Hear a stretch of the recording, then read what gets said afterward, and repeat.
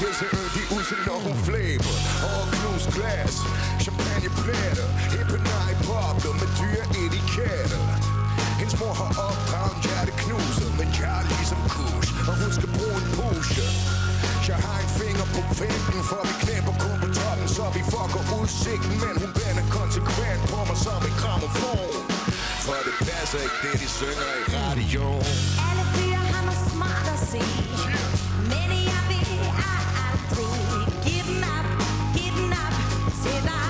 Give den op.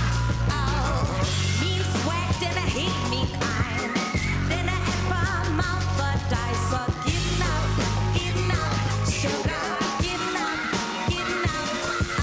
Jeg reducerer telefonen, svarer en besked tilbage. Udover en enkelt kortfattet, hvor hun hesiterer. Om du så var sidste mand på jorden, tror jeg ikke jeg gad, for du kigger ligesom blød chokolade.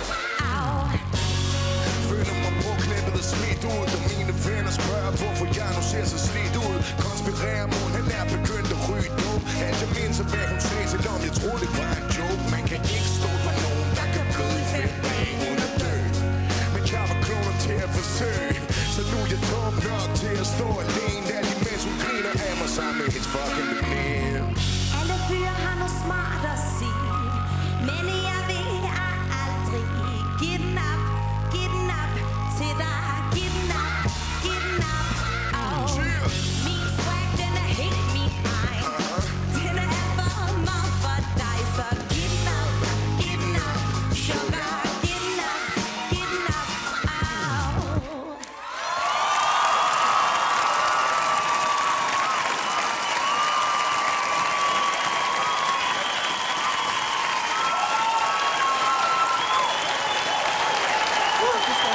Emilie og Liam!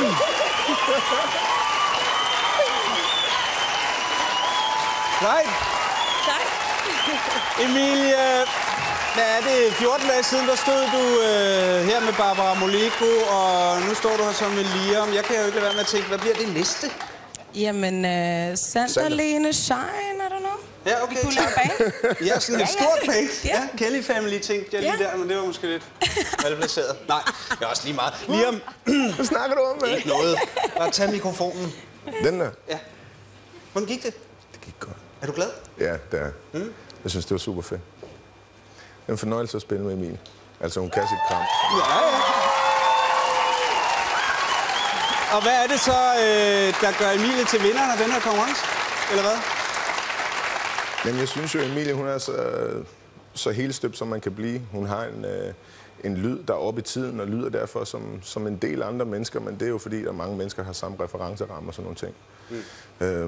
Men jeg synes vitterligt, at Emilie vil kunne lave en rigtig spændende plade, og jeg ved, at nogle af de numre, hun allerede har lavet, dem går og lytter til derhjemme, så det vil jeg gerne høre noget mere til.